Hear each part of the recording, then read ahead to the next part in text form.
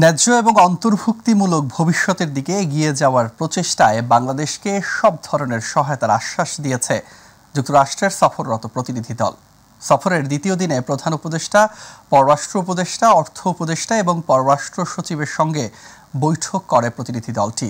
পরে ইউএনএসএআইর সহায়তায় সহকারী প্রশাসক অঞ্জলি কর বলেন, বাংলাদেশের উন্নয়নে অন্তর্বর্তী সরকারের অগ্রাধিকার খাতে $200 মিলিয়ন সহায়তা দেয়া হবে। এদিকে পাচার হওয়া অর্থ দেশে ফেরাতে সহায়তা চেয়েছে ঢাকা, তা নিশ্চিত করে অর্থ উপদেষ্টা সালেউদ্দিন আহমেদ। বিস্তারিত আমিনা হিরের রিপোর্টে। ক্ষমতার রদবদলের পর এই প্রথম ঢাকায় আসেন মার্কিন পররাষ্ট্র দপ্তরের দক্ষিণ ও মধ্য এশিয়া বিষয়ক অ্যাসিস্ট্যান্ট সেক্রেটারি ডোনাল্ড লু। যদিও সফরের কেন্দ্রে যুক্তরাষ্ট্রের অর্থ দপ্তরের সহকারী আন্ডার সেক্রেটারি ব্রেন্ট নেইম্যানের নেতৃত্বের প্রতিনিধি দল। লক্ষ্য বাংলাদেশের অর্থনৈতিক প্রবৃদ্ধি অর্জন ও আর্থিক স্থিতিশীলতা প্রতিষ্ঠা। শনিবার প্রতিনিধি দলের সফর শুরু হলেও ছিল না রাষ্ট্রীয় কার্যক্রম। তবে সফরের দ্বিতীয় দিনে রাষ্ট্রীয় অতিথি ভবন যমুনায় প্রধান উপদেষ্টা ডক্টর মোহাম্মদ ইউনূসের সাথে সাক্ষাৎ করে প্রতিনিধি দলটি। সাক্ষাতে দুদেশের সম্পর্ক জোরদারে আলোচনা করেন তারা। এর আগে যুক্তরাষ্ট্রের প্রতিনিধি দলের সাথে রাষ্ট্রীয় অতিথি ভবন পদ্মায় বৈঠক করেন পররাষ্ট্র উপদেষ্টা তৌহিদ হোসেন ও অর্থ উপদেষ্টা ডক্টর সালেউদ্দিন আহমেদ এবং ঊর্ধ্বতন কর্মকর্তারা। সুশাসন, অন্তর্ভুক্তিমূলক উন্নয়ন, সামাজিক, মানবিক ও অর্থনৈতিক সুযোগ বৃদ্ধি খাতে $200 মিলিয়ন সহায়তা দেবে যুক্তরাষ্ট্র, জানান ইউএসএআইডির সহকারী প্রশাসক অঞ্জলি কর। I want to thank the chief advisor, Eunice, and I want to thank all of the other advisors that we have met, from finance to commerce to agriculture.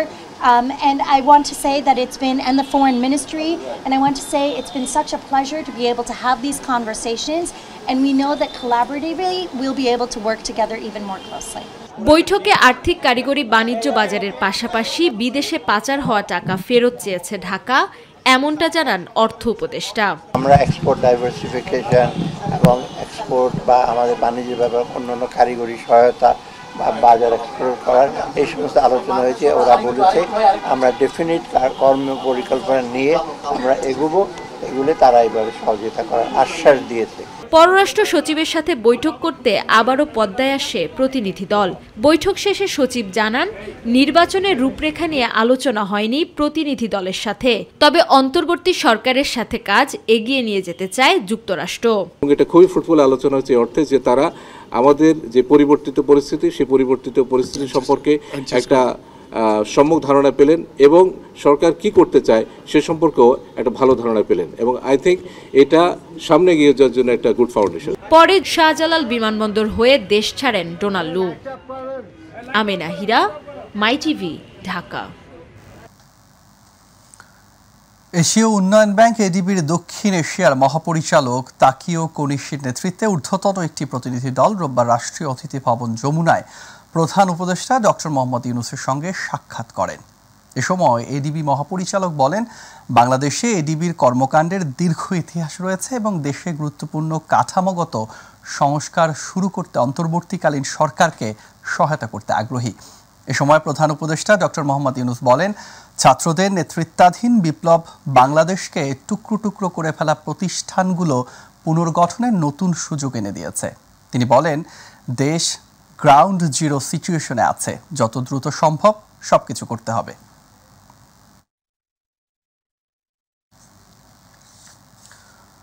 গণতন্ত্র পুনরুদ্ধারের আন্দোলনে বাংলাদেশ জাতীয়তাবাদী দল বিএনপির অবদানকে লঘু করে দেখার কোনো অবকাশ নেই বলে জানিয়েছেন বিএনপির মহাপরিচালক, বিএনপির মহাসচিব মির্জা ফখরুল ইসলাম আলমগীর।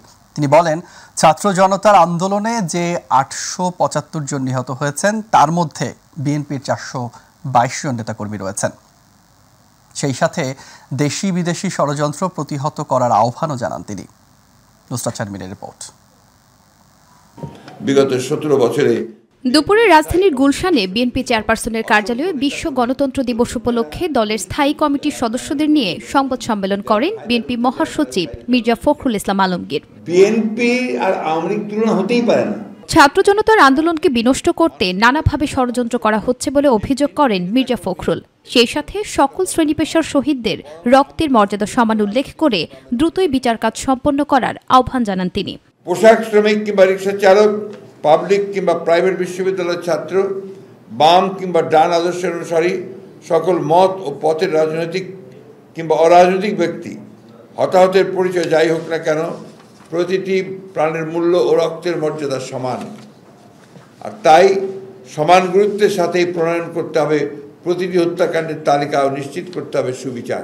ধর্মীয়ভাবে সংখ্যালঘুদের উপর অত্যাচার নির্যাতনের যে বিষয়টি উঠে এসেছে সেটি একেবারেই ভিত্তিহীন বলে মন্তব্য করেছেন মির্জা ফখরুল। বাংলাদেশে যারা ধর্মীয়ভাবে সংখ্যালঘু তাদের উপরে অত্যাচার নির্যাতন চালানো হচ্ছে, যেটা একেবারে টোটালি বাকওয়াজ।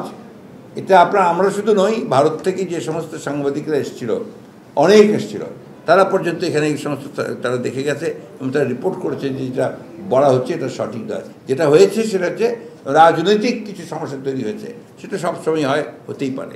এই সময় তিনি আরো বলেন, ধৈর্য ধরে অন্তর্বর্তী সরকারকে সহযোগিতা করতে হবে।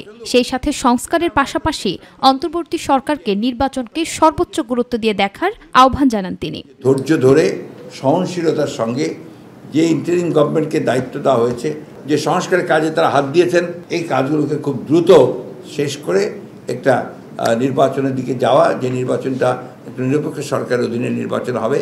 নুসরাত শারমিন, মাই টিভি, ঢাকা।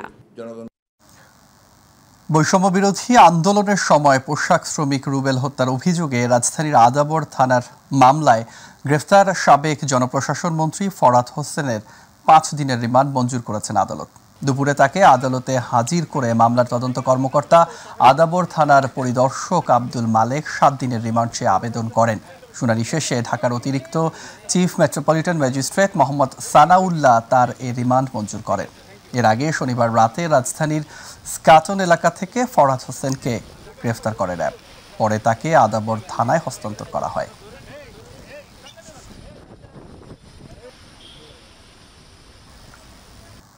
গভীর স্থল নিম্নচাপের কারণে টানা বৃষ্টি আর ঝড়ো বাতাসে কাবু দেশের বেশিরভাগ জেলা। সেই সঙ্গে ঝুম বৃষ্টিতে সৃষ্ট জলাবদ্ধতায় নাকাল রাজধানীবাসী। গুড়িগুড়ি বৃষ্টির সাথে হিমশীতল বাতাস আর অল্প বৃষ্টিতেই জলাবদ্ধতা সৃষ্টি হওয়ায় তিলোত্তমা নগরী যেন পরিণত হয় ভোগান্তির শহরে। যদিও বৃষ্টির কারণে নগরীর পথে পথে ভোগান্তি আর যানজটের চিত্র বেশ পুরনো। বিস্তারিত আবু সৈয়দপুর রিপোর্টে।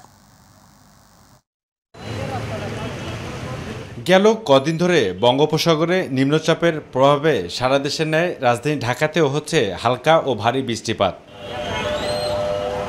অধিকাংশ সড়কে নেই যানবাহনের চাপ, আর এরই মধ্যে যারা বের হয়েছেন তারা ছাতা নিয়ে কোনোরকম ভিজে ছুটছেন গন্তব্যস্থলে। সামান্য বৃষ্টিতেই নগরীর অনেক ব্যস্ততম সড়ক থেকে শুরু করে সর্বত্রই দেখা দিয়েছে জলাবদ্ধতা। এর ফলে দুর্ভোগে পড়েছেন নগরবাসী।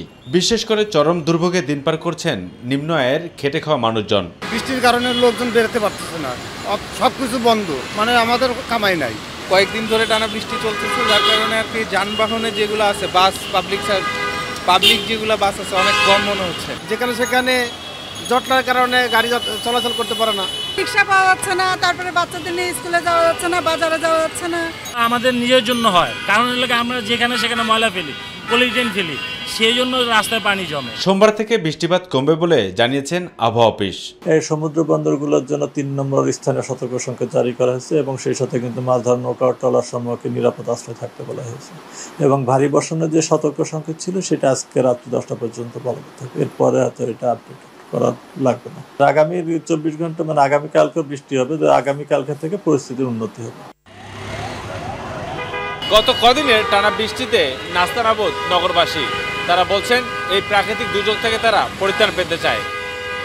মগবাজার থেকে আবু সৈয়দপুর, মাই টিভি, ঢাকা। শিল্পাঞ্চল আশুলিয়ার অধিকাংশ পোশাক কারখানা উৎপাদনে ফিরলেও আজ বন্ধ ছিল প্রায় 20টি কারখানা।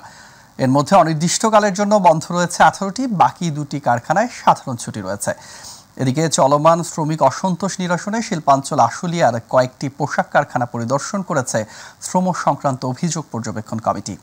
আজ শিল্প পুলিশ 1-এর পুলিশ সুপার সরওয়ার আলম এসব তথ্য নিশ্চিত করেন। শিল্পাঞ্চলে যে কোনো ধরনের অপ্রীতিকর ঘটনা এড়াতে কারখানাগুলোর সামনে মোতায়েন করা হয়েছে অতিরিক্ত পুলিশ সদস্য। এছাড়া শিল্পাঞ্চলে যৌথ বাহিনীর টহল অব্যাহত রয়েছে। এদিকে চলমান শ্রমিক অসন্তোষ নিরসনের প্রেক্ষিতে শ্রম সংক্রান্ত অভিযোগ পর্যবেক্ষণ কমিটি আশুলিয়ার কয়েকটি পোশাক কারখানা পরিদর্শন করেছে। বেশিরভাগ যেটুকু দাবি দেওয়াটা করেছেন অনেকাংশে তারা পূরণ করেছে। আরও কিছু কিছু আছে, যেমন ওরা ইনক্রিমেন্ট ইয়ারলি যেটা 5% দেওয়া হচ্ছে, ওরা এটা 15% বাড়ানোর জন্য একটা আবেদন করেছে। সেটা হয়তো একটু সময় সাপেক্ষ বিষয়, সেগুলো তুচ্ছ করে দেখবার কোনো সুযোগ নাই। আমরা এগুলো সবই দেখব, কারণ আমাদের একটি শ্রমিক বান্ধব পরিবেশ তৈরি করার আমাদের একটি সকলের মনোভাব রয়েছে। বাংলাদেশ ও মালয়েশিয়ার মধ্যে সম্ভাবনাময় খাতগুলো নিয়ে পরিপূর্ণ বিশ্লেষণ করে মুক্ত বাণিজ্য নিয়ে কাজ করা যেতে পারে বলে জানিয়েছেন পররাষ্ট্র মন্ত্রণালয়ের অতিরিক্ত সচিব এম রিয়াজ হামিদুল্লাহ। দুই দেশের কূটনৈতিক সম্পর্ক আরও মজবুত করতে আয়োজিত এক সেমিনারে তিনি কথা বলেন। সেমিনারে বাংলাদেশের জন্য মালয়েশিয়ার শ্রমবাজার উন্মুক্ত উল্লেখ করে মালয়েশিয়ার হাই কমিশনার হাজনা মোহাম্মদ হাশিম জানান, রোহিঙ্গা ইস্যুতে আন্তর্জাতিক পরিমণ্ডলে আলোচনা চলছে। আবু সাইদপুর রিপোর্ট। গত কয়েক দশক ধরেই বাংলাদেশের জন্য অন্যতম শ্রম বাজার হিসেবে বিবেচিত হয়ে আসছে মালয়েশিয়া। দেশটিতে বর্তমানে প্রায় 13 লাখেরও বেশি বাংলাদেশি শ্রমিক কর্মরত আছেন। দুই দেশের কূটনৈতিক সম্পর্ক আরও মজবুত করতে রাজধানীর মিন্টো রোডে BIISS অডিটোরিয়ামে এক সেমিনারের আয়োজন করা হয়। সেখানে বক্তারা দেশটির সাথে বাণিজ্যিক সম্পর্ক উন্নয়নের পাশাপাশি শ্রম, অভিবাসন, প্রযুক্তি, শিক্ষাসহ বিভিন্ন খাতে পারস্পরিক সহযোগিতার বিষয়টি তুলে ধরেন। আর এ সময় পররাষ্ট্র মন্ত্রণালয়ের অতিরিক্ত সচিব জানান, দুই দেশের মধ্যে সম্ভাবনাময় খাতগুলো নিয়ে পরিপূর্ণভাবে বিশ্লেষণ করে মুক্ত বাণিজ্য নিয়ে কাজ করা যেতে পারে। বাংলাদেশ এবং মালয়েশিয়ার সম্পর্ক অটুট থাকবে এবং মুক্ত বাণিজ্যের বিষয়ে উভয় দেশ কাজ করে যাবে। সেমিনারে বাংলাদেশের জন্য মালয়েশিয়ার শ্রমবাজার উন্মুক্ত উল্লেখ করে মালয়েশিয়ার হাই কমিশনার জানান, আগামীতে দুই দেশের মধ্যে সহযোগিতা ও সাংস্কৃতিক বিনিময় অব্যাহত থাকবে। রোহিঙ্গা ইস্যুতে আন্তর্জাতিক পরিমণ্ডলে আলোচনা চলছে বলে জানান তিনি। আগামীতেও বাংলাদেশ ও মালয়েশিয়ার মধ্যে সহযোগিতা ও সাংস্কৃতিক বিনিময় অব্যাহত থাকবে। রোহিঙ্গা ইস্যুতে আন্তর্জাতিক পরিমণ্ডলে আলোচনা চলছে। আগামীতে মুক্ত বাণিজ্যে দুই দেশ একসাথে কাজ করবে। GLC in Bangladesh. গত আগস্টে মালয়েশিয়া থেকে 250 বিলিয়নেরও বেশি রেমিটেন্স এসেছে বাংলাদেশে। Dearest friends in Bangladesh, for all your support and friendship. Abu Saidpur, my TV, Dhaka.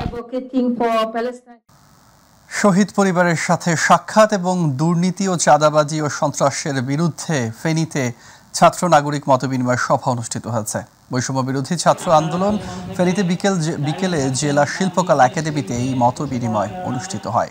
সভায় চট্টগ্রাম বিভাগের দায়িত্বপ্রাপ্ত কেন্দ্রীয় প্রতিনিধি ও ফেনীতে নিহত এবং আহত পরিবারের সদস্যরা উপস্থিত ছিলেন। সভায় বৈষম্য বিরোধী ছাত্র আন্দোলনের চট্টগ্রাম বিভাগের দায়িত্বপ্রাপ্ত কেন্দ্রীয় প্রতিনিধি আব্দুল কাদের, সুমাইয়া আক্তার, হামজা মাহমুব, জিয়াউদ্দিন, আয়ান সহ অন্যান্য প্রতিনিধিগণ বক্তব্য রাখেন। এ সময় বক্তব্যে তারা বলেন, বৈষম্য বিরোধী ছাত্র আন্দোলনে আহত নিহতদের পরিবারকে ক্ষতিপূরণ দেওয়ার জন্য সরকারের নিকট দাবি জানান।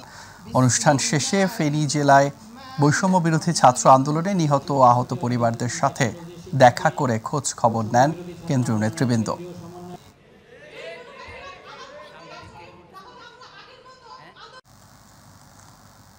দিনাজপুরের শান্ত স্বভাবের ছেলে রুদ্র সেন রাজনৈতিক মিটিং মিছিলে যায়নি কখনো। বাবা মায়ের স্বপ্ন ছিল সে একদিন প্রকৌশলী হয়ে বাড়ি ফিরবে। রুদ্র ফিরেছে ঠিকই, তবে লাশ হয়ে। ছেলের ঘরে ফেরার পানে চেয়ে থাকা চোখে এখন একরাশ বেদনা, বাড়ি জুড়ে কেবলই হাহাকার। সম্প্রতি বৈষম্য বিরোধী ছাত্র আন্দোলনে একমাত্র ছেলে হারিয়ে রীতিমতো দিশেহারা পুরো পরিবার। প্রতিনিধি মুকুল চট্টোপাধ্যায়ের রিপোর্ট জানাচ্ছেন আতিকুর রহমান তিতাস। শাহজালাল বিজ্ঞান ও প্রযুক্তি বিশ্ববিদ্যালয়ের chemical engineering and polymer science বিভাগের দ্বিতীয় বর্ষের শিক্ষার্থী ছিলেন রুদ্র। তার গ্রামের বাড়ি দিনাজপুর শহরের পাহাড়পুরে। রুদ্র থাকতেন বিশ্ববিদ্যালয় সংলগ্ন সুরমা আবাসিক এলাকায়। ছাত্রজীবনে কখনো ব্যর্থতার দেখা না মিললেও জীবনযুদ্ধে ঠিকই হার মানতে হয়েছে এই মেধাবী উদীয়মান শিক্ষার্থীকে। ভাই হারানোর শোকে কাতর বোন সুস্মিতা। মা যেন ঠিকমতো কথাই বলতে পারছেন না। ছেলে বড় হবে, একদিন চাকরি করবে। পরিবারের একমাত্র ছেলেকে হারিয়ে পুরো বাড়ি যেন হয়ে আছে আস্ত এক নীরবতার নগরী। নিজেকে কিছুটা সামলে রুদ্রের স্বজনরা শোনালেন কিছু কথা। বন্ধুর মতো ছিলাম আমরা। ও সব সময় সারাদিনে যা যা হতো আমরা দুজনে গল্প করতাম, হাসি ঠাট্টা করতাম, সবকিছু শেয়ার করতাম আমার সাথে, আমি ওকে শেয়ার করতাম। ভেলাটা মাছ নদীতে মাছ লেকে গিয়ে ইমব্যালেন্স হয়ে ভেলাটা পড়ে যায়, উল্টে যায়, তখন ওরা চারজনই পড়ে যায়। তো আমার ভাই তো সাঁতার জানতো না ছিল, কিন্তু আমার মনে হয় পানিতে পড়ে যাওয়াতে সে একটু যে লাফাঝাফা করবে সেটারও সুযোগ সে পায়নি। তেমন তার হাত পাগুলা তো ব্যথা হয়েছিল বা অবশ হয়েছিল, সেই সুযোগটা পায়নি। আর ওরা আরো একসঙ্গে 4 জন পড়ে গেছিল, 3 জন একটু হালকা পাতলা সাঁতার জানে, এটা একদম সাঁতারই জানে না। তার ব্লাড দিবি না বলে কি, মা আমার রক্ত যদি কেউ বাঁচে, বলছে না তুই 2-3 বার দিছে। আমি বলছি আর দিবি না, এবার দিলে কিন্তু মা আমাদেরকে বলে দিব। 2-3 বার দিছে, বলে কিছু হবে না, রক্ত তৈরি হয়ে যায়। এত পরোপকারী ছিল, কোনো কিছু দেখলি মনে করে আমি একটু সাহায্য, ওর বন্ধু বান্ধবরা তো খুব ভালোবাসতো। কোটা সংস্কার আন্দোলনকে কেন্দ্র করে গত 18 জুলাই বিশ্ববিদ্যালয়ের প্রধান ফটকে পুলিশ ও শিক্ষার্থীদের মধ্যে দফায় দফায় সংঘর্ষে রুদ্র আহত হয়। পরে সহপাঠীদের সঙ্গে রুদ্র সন্ধ্যায় নিরাপদ স্থানে সরে যেতে বের হয়। এ সময় পুলিশ কাঁদানে গ্যাস ও টিয়ার শেল ছুঁড়তে থাকে। জীবন বাঁচাতে ভেলায় করে খাল পার হতে গিয়ে পানিতে পড়ে মৃত্যু হয় রুদ্রর। চলে গেল, সে খুব ভালো ছেলে ছিল, বলার কিছু ভাষা নাই। ইউনিভার্সিটিতে আসে দেশের জন্য, যে সে এত ত্যাগী হয়ে যাবে, দেশের জন্য নিজের জীবনকে উৎসর্গ করে দিবে, এটা আমরা সবাই অবাক হয়ে গেছি। কি বলবো, আমার বেটাও গেছিল লেখাপড়া করার জন্য, তার জন্য চেষ্টাও সে করছে। তার কথা ভুলতে পারি না, আমার নিজের ছেলের মতো ছিল। ছোট বাড়ির ছোট ছেলে, মনে করলাম ভালো জায়গায় গেল, ভালোভাবে লেখাপড়া শেষ করে আসবে, আমাদের স্বপ্নই থেকে গেল। তাদের বাসার কাউকে না নিয়ে কোনো মতন তারা গাড়িতে করে আবার সেটা দিনাজপুর শ্মশানে নিয়ে যায় খুব তাড়াহুড়ার মাধ্যমে। পরিবারের একমাত্র সন্তান হয়েও দেশের বিপদে পিছু পা হননি রুদ্র সেন। পরিবার থেকেও এগিয়ে রেখেছেন দেশকে, যার প্রমাণ দিতে হলো জীবন দিয়ে। তার নামে বিশ্ববিদ্যালয় প্রধান ফটকের নামকরণ করা হয়েছে শহীদ রুদ্র তোরণ। দিনাজপুর শহরের পাহাড়পুর মোড়ে নির্মাণ হওয়া চত্বরটির নাম শহীদ রুদ্র চত্বর। আতিকুর রহমান তিতাস, মাই টিভি। পৃথক অভিযানে চট্টগ্রামের সন্দ্বীপে 2 জন এবং কক্সবাজারের মহেশখালীতে 1 জন চিহ্নিত সন্ত্রাসীকে বিদেশি অস্ত্রসহ আটক করেছে বাংলাদেশ নৌবাহিনী। এর আগে অবৈধ অস্ত্র উদ্ধারে যৌথ বাহিনীর অভিযানে সারা দেশে গত 10 দিনে 144টি অস্ত্র উদ্ধার করা হয়। উদ্ধার অস্ত্রের মধ্যে রয়েছে রিভলভার 8টি, পিস্তল 41টি, রাইফেল 11টি, শটগান 17টি, পাইপগান 5টি, শুটার গান 19টি, এলজি 10টি, বন্দুক 22টি, AK-47 1টি, গ্যাস গান 1টি, চাইনিজ রাইফেল 1টি, এয়ার গান 1টি, টিয়ার গ্যাস লঞ্চার 1টি, CMG 3টি এবং SBBL 3টি। যৌথ অভিযান চালায় বাংলাদেশ সশস্ত্র বাহিনী, police, border guard Bangladesh, BGB, Bangladesh Ansar ও গ্রাম প্রতিরক্ষা বাহিনী, কোস্ট গার্ড এবং র্যাব।